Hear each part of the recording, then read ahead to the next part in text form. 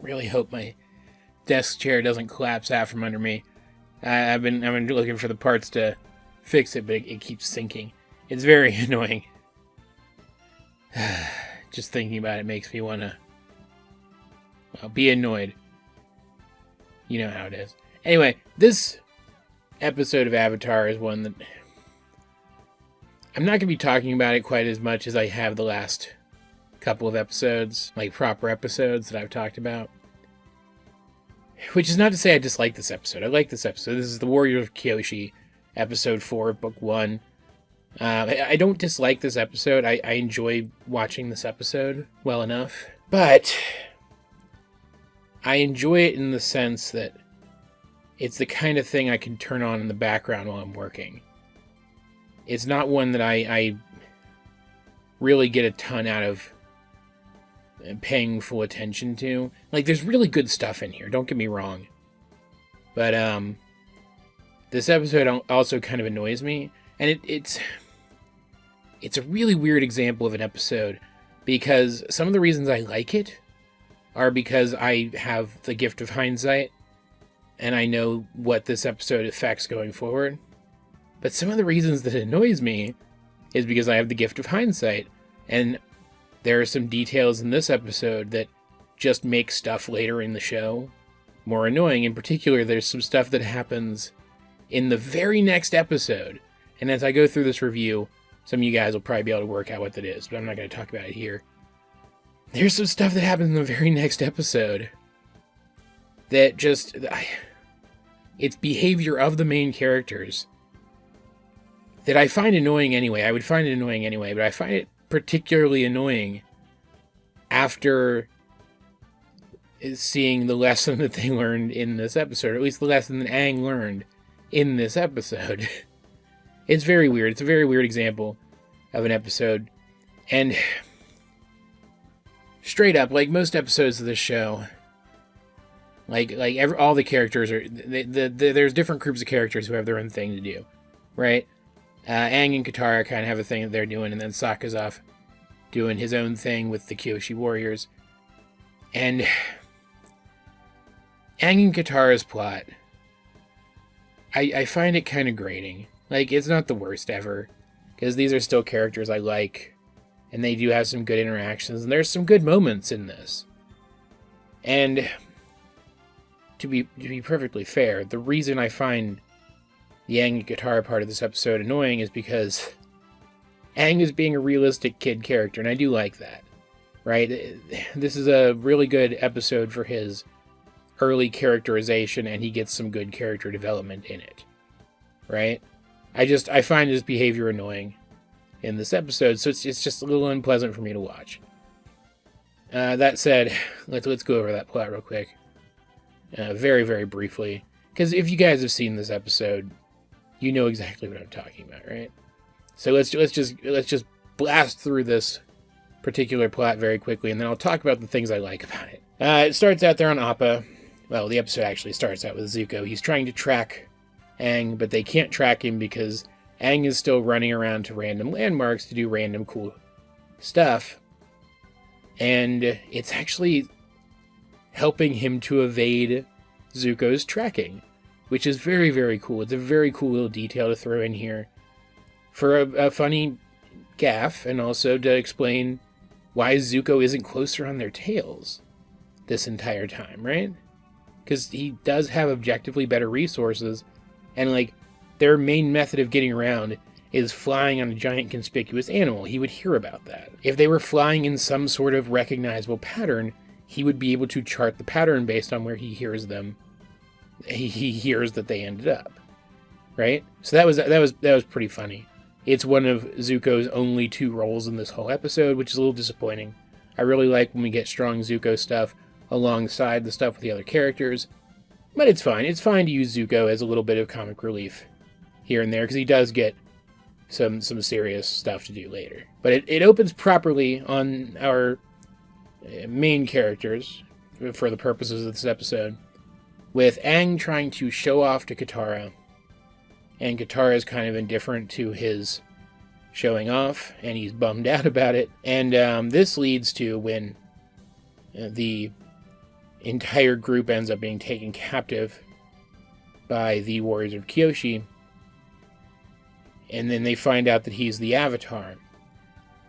Him showing off for the girls in town, the younger girls, the ones who are kind of his age, to not only appease the fact that he was looking for attention, but also to kind of make Katara jealous and make her feel bad for not showing him attention earlier. And I want to be clear, Aang does some really stupid stuff in this episode. Katara points out to him several times that they shouldn't stay in one place too long, because that just makes it easier for Zuko to find them.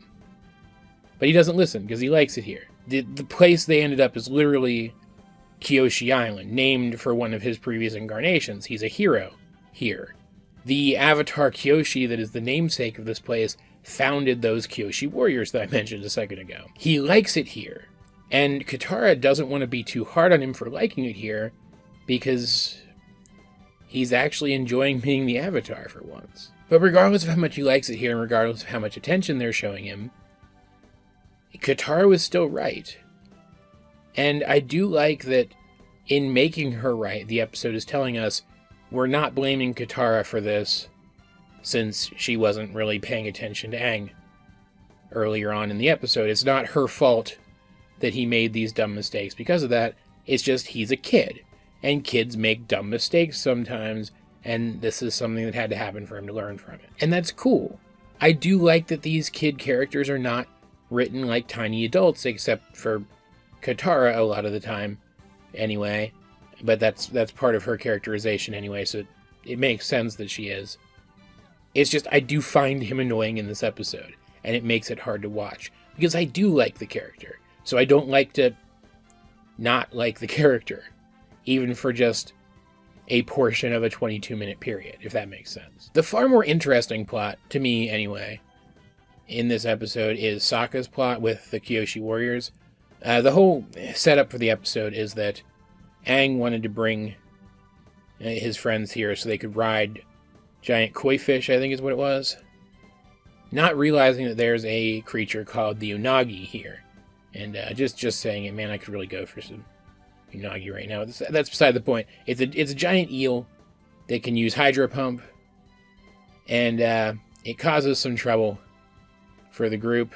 They end up on the island and getting stealth captured by the Kyoshi warriors who, and this is a really cool reveal at first, we only see them just well enough that in a follow-up scene immediately afterwards, when a group of women in uniforms and face paint are revealed, it's obvious immediately to us, the audience, that those are the warriors who captured our heroes. And so when Sokka dismisses them, saying they couldn't be the ones who captured them because they're just a bunch of girls, we understand immediately what his plot in the episode is going to be about. He's going to have to learn to drink that respect women juice, and he's going to have to learn it fast, because while they do stay here longer than they should have, they don't stay here too terribly long overall. And what's cool about this is, like, Sokka is kind of an asshole, right? At least he has been up to this point. Like, he's clearly a good guy, but he's also kind of a dick about stuff. And, man, of course he's going to be kind of sexist. Like, yeah, it was mostly women and young children living with him in his village for a very long time, but he lived with them under the impression that it was his responsibility to take care of and protect them. So obviously he's going to have really strong ideas of what gender roles are and should be, if that makes sense. It's not that he's a bad guy, it's just that he's lived a very certain kind of life. And so he ends up insulting the Kyoshi warriors without meaning to. And then later, he goes to talk to them in their dojo. And you can tell he's trying to make peace with them, right? He's doing it in his own Sokka kind of way. And this is where it is, like, genuinely his fault. He is kind of a dick to them. On purpose this time, because he's trying to save face, right? And he starts mansplaining fighting to them, to these dedicated martial artists who train to protect their village from threats in a place where, you know, there's a whole bunch of them and they can train together and actually get stronger, which is something he didn't really have the ability to do back in his own village. And also this is a specific tradition that's been passed down for generations, something that he also didn't really have access to because all of the people who could have continued to teach him left for war. Obviously they're going to be able to kick his ass. And they do, and they laugh at him. And he deserved it. And I love this because Sokka doesn't just immediately change his tune, but after he sees how capable they are and he's given some time to stew, he realizes how much of a dick he was. And he goes back and he genuinely apologizes to them and asks their leader, Suki, to train him. And she puts him in the armor, which is kind of girly armor, and the face paint in the armor is kind of girly. It's got a dress incorporated into the design of the armor, you know. And, like, she's amused when he's kind of embarrassed by that. But she didn't put him in the armor to try to emasculate him and keep poking fun at him. She genuinely wants to share her culture with him.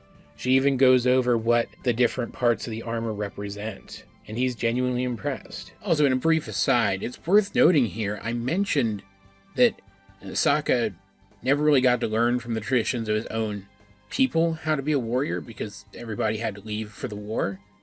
And here he has new traditions that can kind of fill that role, fill that gap in his life. And they train together over the next couple of days, and he's a pretty fast learner.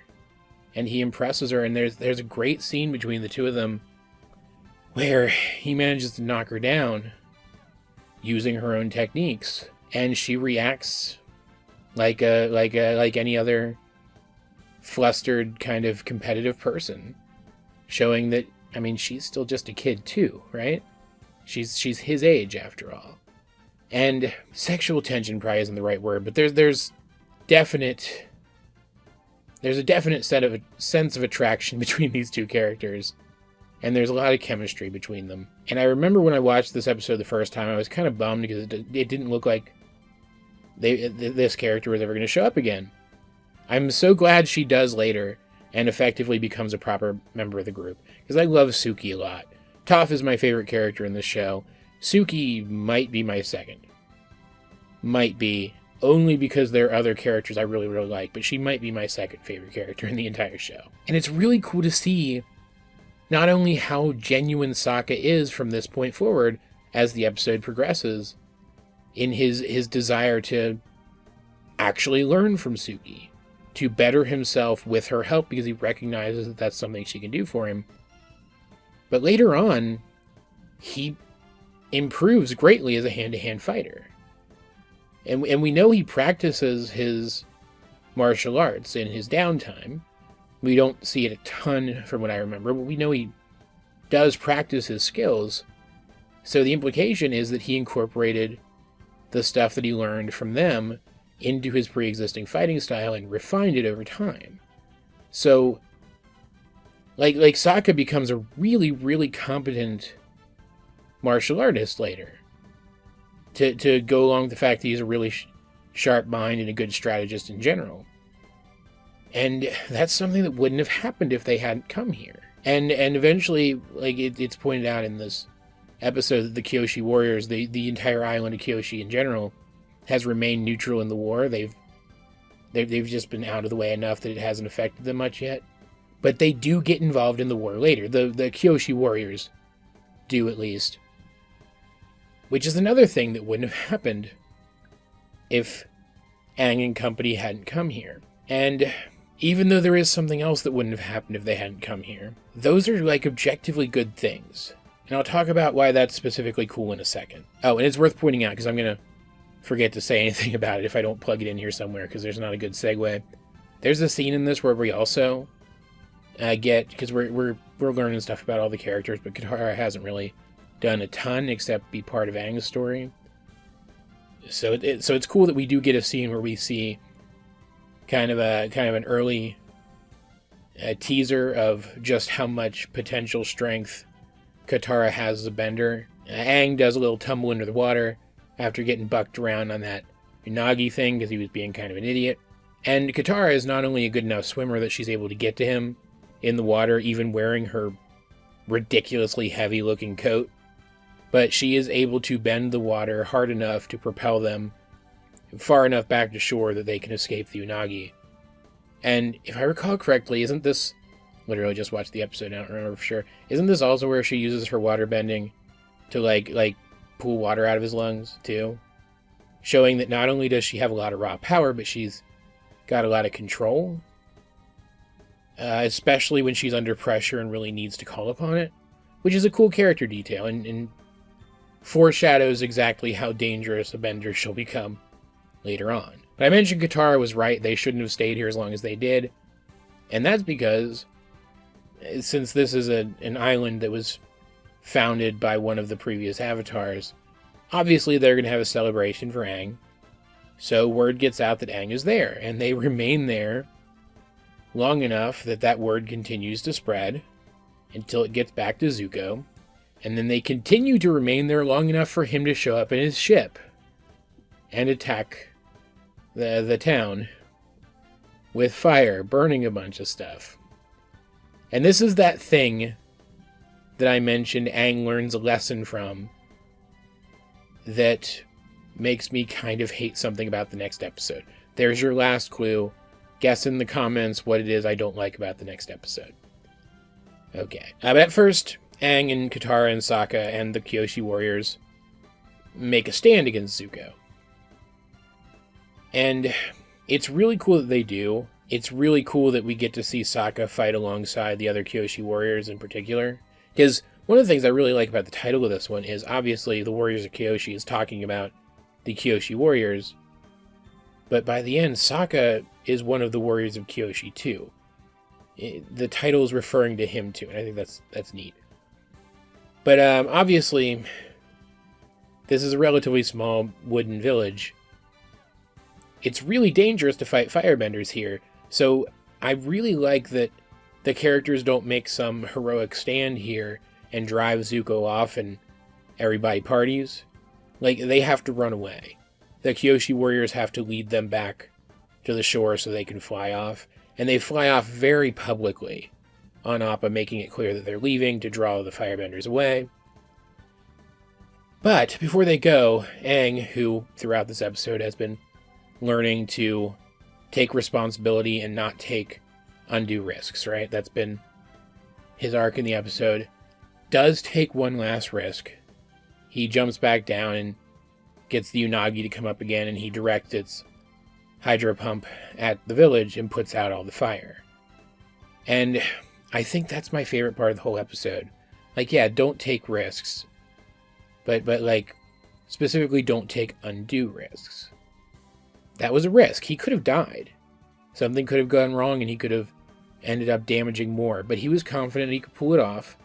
And he felt like he owed these people because it's his fault that they've come into this situation. And the same thing kind of applies to coming here at all and interacting with these people at all. Like, you could argue, like, somebody had to have gotten hurt. It's fire. It's unlikely that nobody got hurt from it, right? But I still think it was definitely worth it for our characters to come here, even with the mistakes they made and even with the bad stuff that did happen, because of those aforementioned things I pointed out before. Aang does learn responsibility here. Like, he's still a kid. He's still the same person after this. Just like Sokka is still the same person, even though he's learned to respect women more after this episode. Aang is still the same person after this, but for the most part, barring that thing that I'm still not going to mention it specifically in this video from the next episode that I feel contradicts this, he's a more responsible person from this point forward. And also, the Kyoshi warriors become involved in the war, and that is important for later, because that's what reunites Suki with the rest of the group, and she does some really important stuff. And of course, the island of Kyoshi, and Kyoshi herself does come into play in the lore later, so this episode's important for that, which, is nothing to shake a tail feather at. Overall, this is an interesting episode. It does some really cool stuff for the characters. Sokka mostly, but all of them to one degree or another.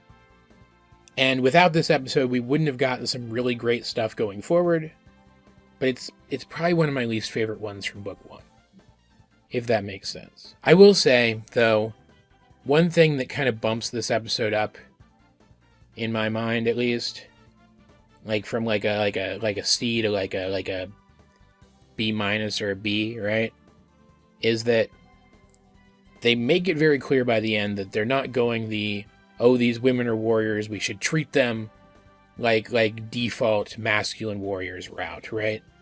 Like Brienne from Game of Thrones, for example, which is a character I love, but I feel that she is very flawed in both versions for different ways. Not going to get into that, though. Because the episode itself doesn't end off with this, but Sokka and Suki's interactions in this episode end off with Sokka apologizing to her for seeing her as a woman when he should have seen her as a warrior, or something along those lines. The phrasing's not exactly correct, obviously. But then she reminds him that she's both, and she kisses him on the cheek, and you realize that this attraction between them that we've kind of been picking up on is there. She's attracted to him. I would even say she has genuine feelings for him at this point, based on how they interact upon seeing each other again later. It's just such a really cool detail. They didn't have to throw it in there, because that is implicit from the rest of the episode. But finding an organic way to say it to us, to make it clear that that's their intention, that these are strong girl characters, but they're still girls. These are powerful warrior women who are allowed to be feminine.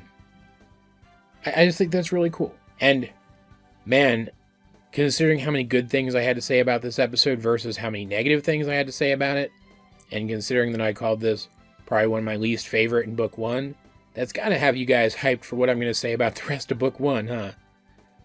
Anyway, as per usual, I'd like to know, what did you guys think of the Warriors of Kyoshi if you have seen it? Let's get a discussion going in the comment section down below, and while you're down there, you might as well like the video and share it with anyone else who you think might enjoy my content. I'm trying to get myself out there, and I'd really appreciate it if you guys could help. You could also check out my Tumblr or my Discord. Links to both of those are in the description down below, but either way, this has been AJ22, and I will talk to you guys later.